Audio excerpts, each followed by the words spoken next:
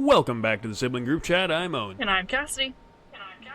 Today we are back at it with the Odyssey Review, Episode 57, A Good and Faithful Servant.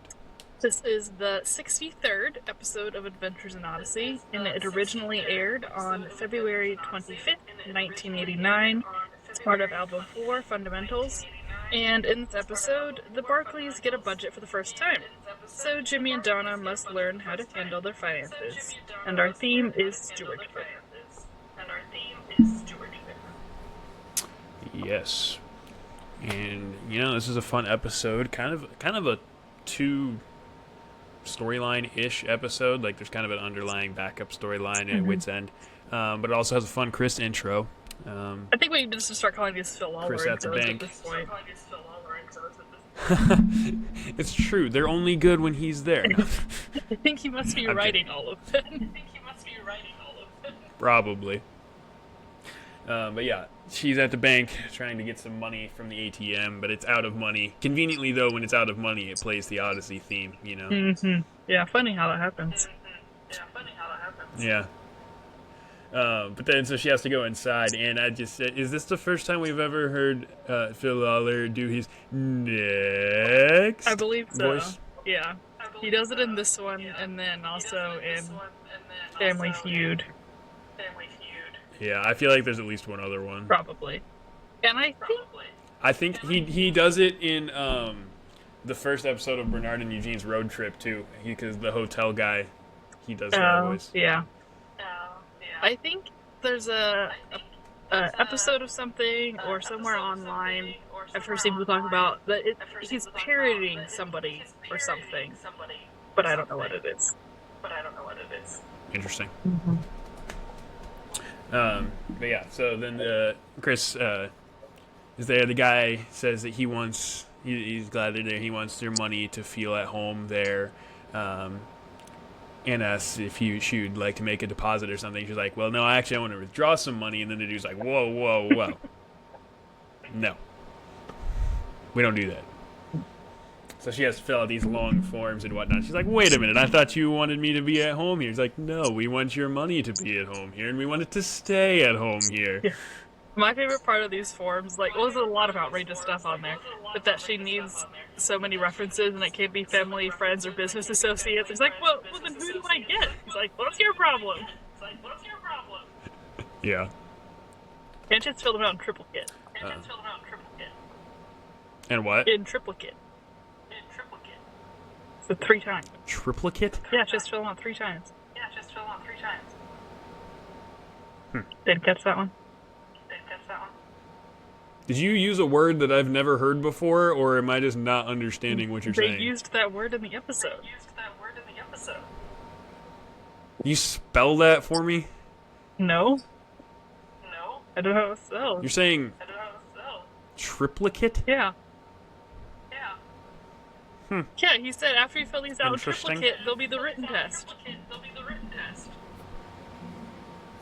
Interesting. And you knew what that meant? Yep. Huh. I didn't catch that. Mm-hmm.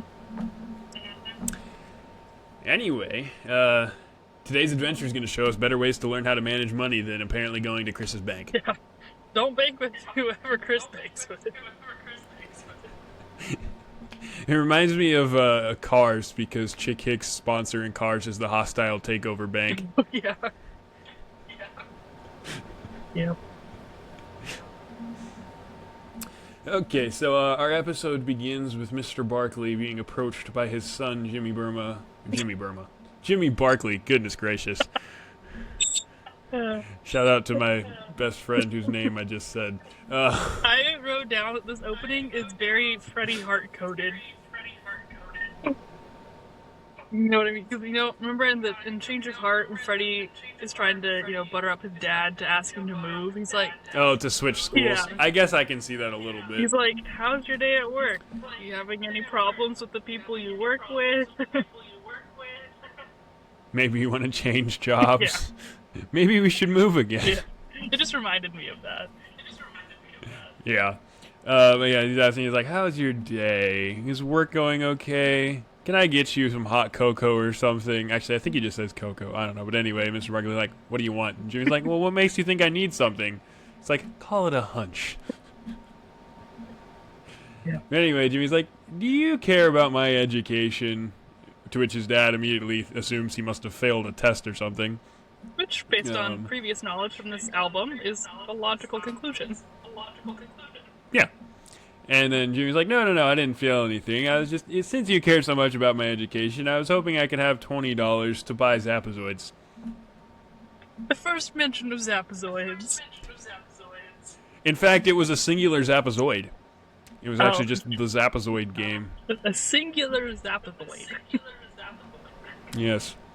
And Mr. Barclay is confused as to how this would be educational for Jimmy. He says it would help him learn all about the universe, I think is what he says. Yeah. And about the Slimezoids or something like that. Mm-hmm. You know, I feel like the Adventures in Odyssey team have missed a real opportunity to create a Zapazoids game. Yes, but for their app is so often used as a negative thing that they can't just be encouraging kids to be out here playing Zapazoids. But Jimmy Barclay gets the second one for Christmas, so it can't be that bad. That's true. And Uncle Joe even plays it at the grocery store. Yeah. Yeah. I could sooner see them creating Jason's arcade games. Arthur and C! Arthur and C! Yeah. Have you seen the Instagram Reels? It's one of the Christian influencer guys that he makes videos about developing a Christian video game or something. Maybe I have. I don't know. It's like, yeah. Anyway. So Jimmy then proceeds to beg, pretty much, since his dad isn't going to give him the money. And then Donna comes in and asks what's going on, and he's like, your brother is trying to get some money out of me for a video game. And Donna's like, oh, that's dumb, or whatever. Like, video games are silly, and, like, agreeing with him. He's like, obviously, he would much rather spend money on important things, like clothes, like a new coat, because I need a new coat. And then Mr. Barclay's like, oh, wait, what did I do? That's not what I said. Like, we just bought you a coat. What? He also says, oh, yeah, I just bought you a coat. Yeah. And, so then they all start arguing, to which then Mary Barclay comes in. Is this another Mary Barclay voice? No, it's the same one, but I want to go back to Donna and her coat, because she's trying to, like, talk up this coat, and she says it's 20% off, and Jimmy goes, I think you're 20% off, Donna. Barclay insults are the best. Yes. But no, I was thinking about Mary's voice, too, and I believe it's still the same one. Okay. I feel like every time I hear Mrs. Barclay, I'm just like, I don't know if it's the same one. And I feel like this one, she has a very, like, mood or situationally based voice. So, depending on, like, the emotions of the scene in the episode, she is sounding kind of different. But I think it is still the same one we've had since Karen. Okay. But, yes, she wants to go on vacation. Yeah, to the Bahamas. Yeah. Or New England? Is that her other option? I don't remember. I was stuck on Bahamas because... Yes. Bahamas. Yes, indeed. There's your Studio C reference for the day. Anyway, so now they're pretty much all arguing, and George is...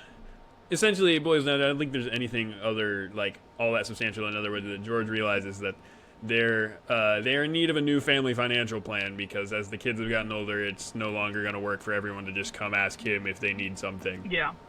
Yep. NC. So yeah, yeah. Our next scene starts the subplot, I guess, the B of plot. the episode. Yeah, background plot. Wit's End has Eugene trying to show Connie what true humor is, because he found this absolutely hilarious article in this biology. I don't know if it's like a magazine. Connie calls it a textbook. It's But more like a scientific journal or something. yeah, something like that. Anyway, so they're arguing about Connie not having a sense of humor and whatnot, and then Whit comes in and asks them to stop arguing. Like, what are they arguing about? You know, as is typical of these episodes, and really any Connie and Eugene episode. Yeah. And Whit says they've been like at each other since his business trip to Chicago. But Which was anyway, so the Eugene last reads. episode. Yeah. So you guys been at each other for a week. Well, I mean, that is the decent amount of time. Yeah. And Whit asks Eugene like about it, and so Eugene reads a paragraph that has some just like amazing humor in it. Basically, the humorous part is it refers to worms as angleworms because they're used for fish bait, which is just absolutely hilarious. Yeah. I'm gonna have to side with Connie on this one. Yeah. It wasn't that funny. Yeah, Also, it doesn't he even needs to seem get like the out. kind of humor Eugene would like. No, I wouldn't think he'd even understand fishing humor. Yeah, I was actually kind of confused. Like, I understand what they were going for here, but it just didn't seem to fit Eugene very well. 'Cause No. it's, yeah. But I think that was the point. Like, No. it was so not funny. Guy's like, yeah, it's just a riot. Yeah. And he's like, do I sense a bit of sarcasm? Yeah. Well, and then he starts insulting Connie's reading level because she's like, I don't look for humor in Yeah. a biology textbook. And Eugene's like, well, I doubt you've ever even opened a textbook. And then he's talking about the random things he sees her read, and that her reading and stimulating. And then she says something about like, well, you can find enjoyment in things outside of reading. And Eugene goes like, oh, like bowling? I just want to know, how much bowling has Connie been doing? I know, I noted that and I was like, again with the bowling. That's the same thing. I have like bowling in parentheses again question mark. Connie, Like, is Connie in a bowling league and we never knew? It would not surprise me with how often she references it.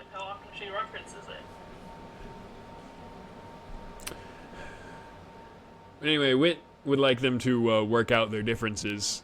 And Eugene just says that he thinks their differences become because of their different personalities. And Connie goes, yeah, I have one, and he doesn't. Which is pretty good for Connie. Like, normally it's Eugene. That was getting my favorite with the joke in insults. the yeah. That was my favorite in this scene. Yeah, I have one and he doesn't. Anyway, Whit tells them to get back to work without arguing. Tell them they need to stop arguing all the time at work. So they go back to work while arguing. He's like, oh, I'm so glad they listened. Yeah. But then Donna comes to talk to Whit, and she said that her and Jimmy are there because they're came to prepare themselves before going home because they were going to learn about what their new budget was going to look like. Their dad had warned them about it earlier in the week. And Whit says it's a good way to learn how to be a good steward of money. Donna says her dad said money is a good motivator. So we get a very dated term because Donna's like, you mean like a steward on an airplane? Oh, yeah. We don't call them that anymore. Yeah. Not really a whole lot else to that scene. Pretty much just be a good steward of money. And then Donna says that money is a good motivator. That's what Mr. Barclay had said. And then that gives Whit a good idea. I don't really have anything else on that one, do you? Help us later. Yeah. But yeah, basically, Whit just explains to her what it means to be a steward of what God gives us. Right. Mm-hmm. Because even though the parents are enacting Donnie the budget, Whit has to teach the lesson in the episode. Naturally. So then Donna and Jimmy head home, and even Mr. Barclay is telling the family about the new budget. You just love how And excited Donna's- Mrs. Barclay is during this whole conversation.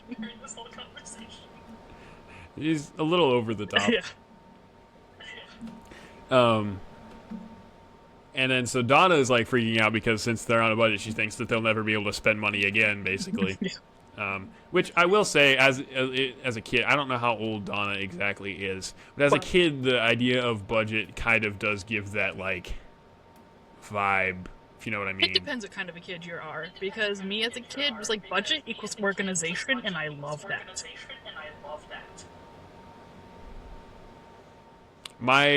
I didn't budget. I just put my money in the 3 places that I was instructed to by my parents. So I guess in a way I did what they told me to do, but not because I cared about how organized I was. Yeah. Yeah, I think I'd say that. That being would said, tend to be, when we went on our big West Coast vacation, I did set aside a considerable amount of my spending money for that vacation and work to add more spending money for that vacation. yeah, you were. And if you ever want to know, if you ever want to know why Cassidy still holds a grudge against me to this day, it's because I didn't spend that money on what I said I was going to when we got to California. We could have Prison Island right now. The Lego set. They knew what I was talking about. It was a great Lego set. They're It was on display at Legoland. No, they thought I was going to buy Alcatraz. Literally. Yeah.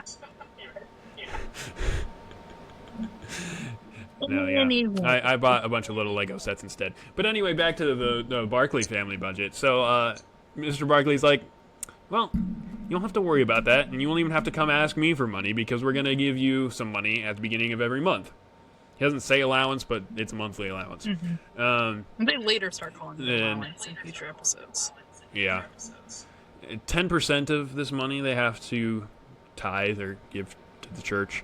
10% has to go to savings.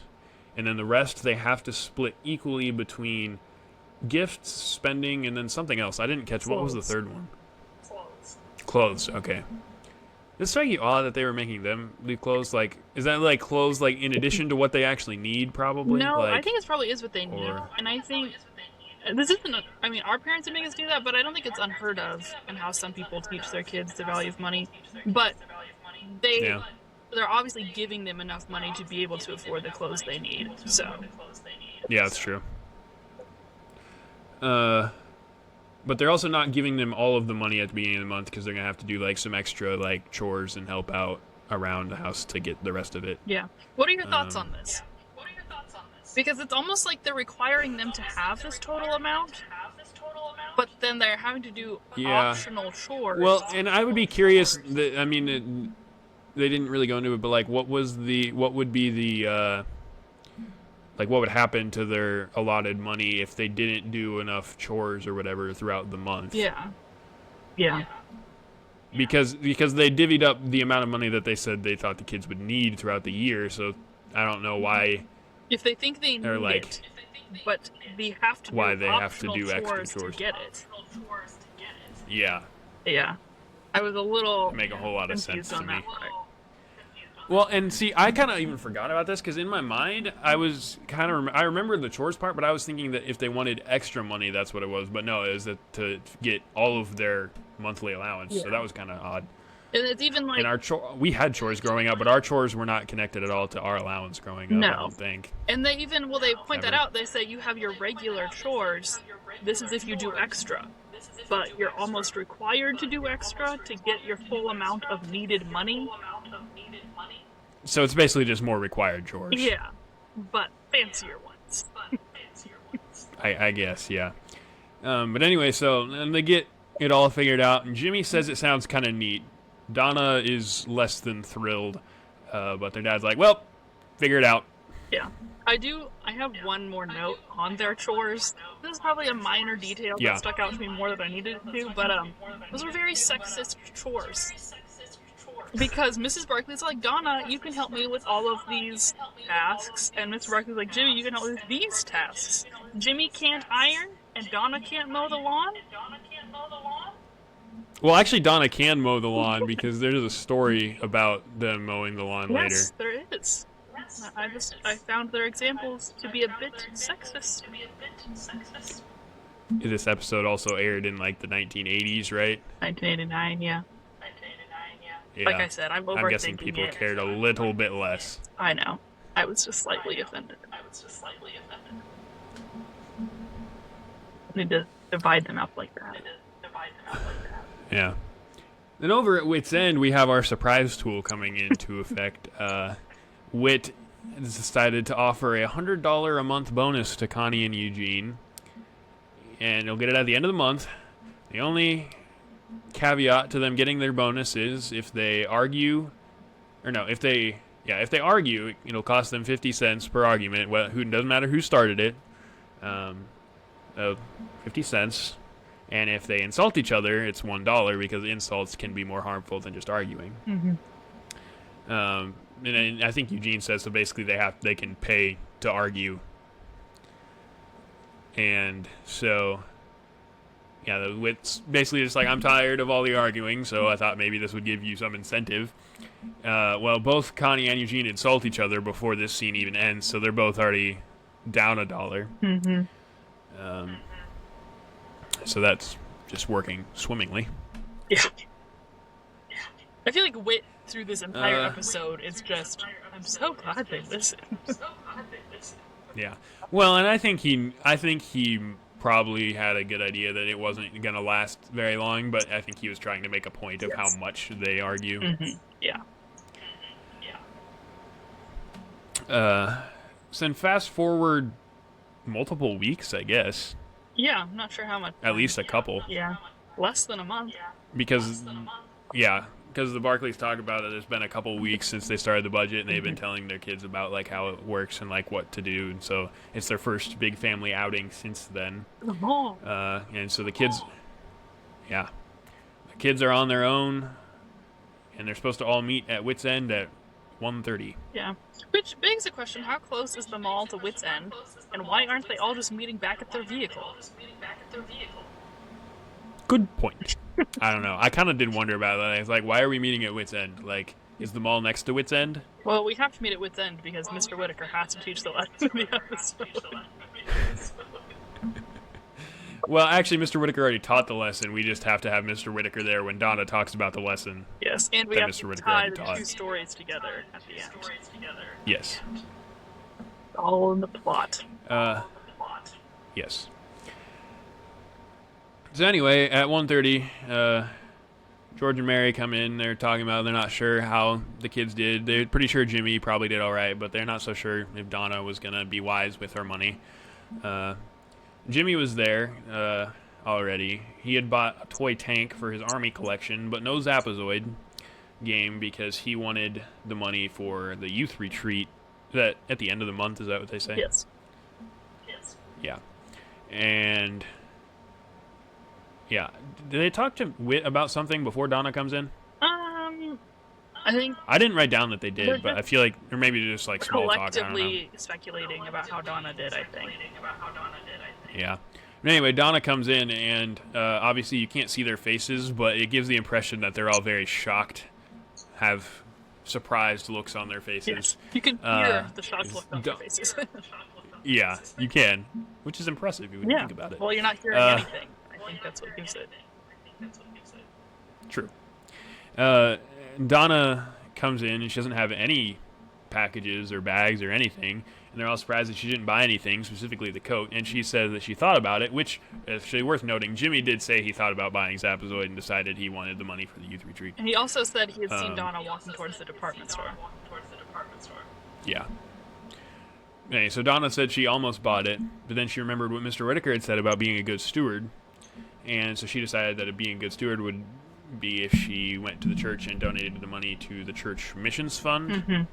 Missions fund? Yeah, missions fund. And Jimmy's worried was like, well, now you're not going to have enough money for the youth retreat. And Mr. Barclay's like, oh, yes, she will, because I'm going to give her the retreat as a gift. Mm-hmm. And those are the kind of things that can happen when you're a good steward of your money. Yes. Which, I have a few thoughts here. Do you think that Jimmy and Donna should have been needing to use their allowance to pay for a retreat like that? Like, granted, every parent's going to go about it differently. But I don't think I would make my kids pay out of their spending money for something like that. Yeah. I don't think I would either. I was kind of thinking, like about when we went to camp, but we never paid for that because our church had, like, scholarships for that. But even if our parents would have been paying for it, they would have been paying for it. Yeah, they probably would, yeah. But I think there probably are families who would make their kids pay for that. I think... But then I also... I wonder if some people would feel like the writers of this episode almost made it seem like it's better to give your money to God or use your money for spiritual things, and spending on yourself is evil. Because had Donna chosen I think to you buy the could coat, get that. it wouldn't I have don't been think wrong. that's necessarily what they intended, but because of the things they used to make their points, you could definitely get that. Yeah. Like, yeah, that is a bit of a stretch, but I could see some people going there. Yeah. Because if they had bought Zapazoids for the coat, it wouldn't have been wrong, other than apparently they needed money for this retreat. But, Right. And you can even say, like, they said Donna really wanted to go. I mean, like, what if they didn't want to go? yeah, then that's fine. Unless, Yeah. if you were making them go, you should have been paying for it. Right. So yeah. Then Eugene and Connie come because they figured out They have conquered Their arguing arguments problem. and insults. and so that they'll get their bonuses now. Well, unfortunately for them, Wit tells them they've already used up their bonuses quite some time ago. Yeah. To which they are right back to arguing and insulting. Right. And that's the episode. Yep. I didn't really catch the outro because I was trying to finish my notes for the end, but I assume it was just Chris saying be a good steward. And then the teller agreed because he was writing down some Yes. points. The teller that was he writing enjoyed down from the episode. principles that he thought that they should use. And then also Chris says she's now ready to take her money from her savings account. And he's like, oh, you want money from your savings account? This lets you get money from your checking account. You're going to fill out another form. Yeah. Fun times. Mm-hmm. Yeah, I do think a very good lesson. A few other points I was a bit iffy on, but the general principles were good. Yep. Mm-hmm. Any other thoughts from you? I don't think so. Yeah. I'm realizing I forgot to write down what next week's episode is. So, Well, luckily for you, I remembered to open up the app. I know it'll be episode 64, but I remember seeing it too. I think Hold on. it's still No, a part not of the albums in order. Episodes in order. Episode 60. Gotta get there. Sometimes the scroller thingy doesn't work very well. I know. My guess is it's another Robin and Oscar. We have the greatest of these, which is Robin and Oscar making a volcano. That's what I thought. It's another fun one. Yeah, it's a good one. Yeah. But yeah, I guess that does it for this week's. Thank you for watching and or listening. Subscribe wherever you get the podcast. Follow us on Facebook and Instagram, and we'll see you next time. Yep. Bye.